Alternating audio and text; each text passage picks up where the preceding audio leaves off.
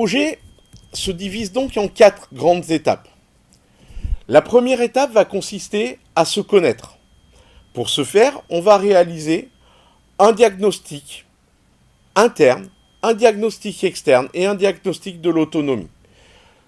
Se connaître, connaître son environnement, c'est la première pierre de la construction de la stratégie, puisque c'est cette pierre qui va nous permettre de déterminer vers quelle direction on veut aller. Le diagnostic interne, l'analyse de l'environnement interne, va nous permettre de dégager tout ce qui est force et faiblesse de notre organisation. Le diagnostic de l'autonomie, quant à lui, va nous permettre de travailler sur toutes les marges de manœuvre et les freins à notre disposition.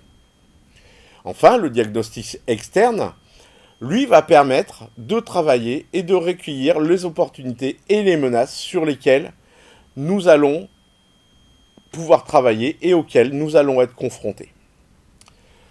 Une fois recueillis ces forces, ces faiblesses, ces marges de manœuvre, ces freins, ces opportunités, ces menaces, nous allons passer à la seconde étape qui est l'exploitation de ces données et le croisement des données pour réaliser une analyse des diagnostics de l'environnement.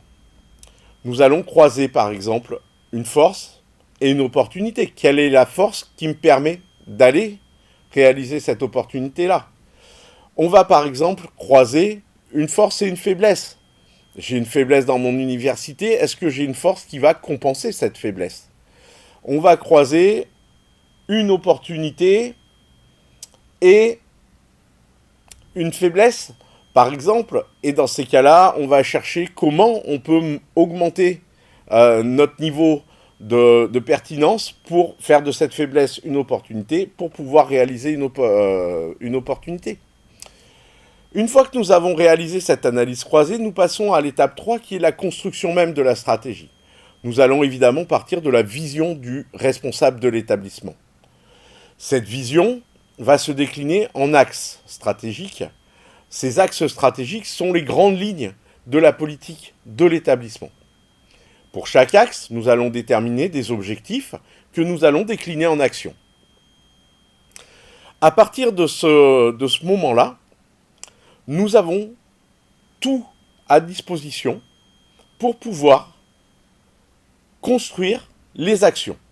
C'est l'étape 4 où nous allons mettre en œuvre les plans d'action. Ces plans d'action vont s'appuyer sur un certain nombre d'outils, comme le diagramme de Gantt, la matrice RACI, le reporting, les fiches actions.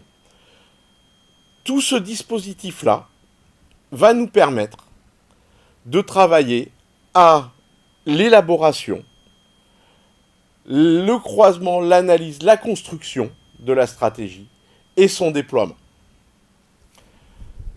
Je vous remercie de votre attention.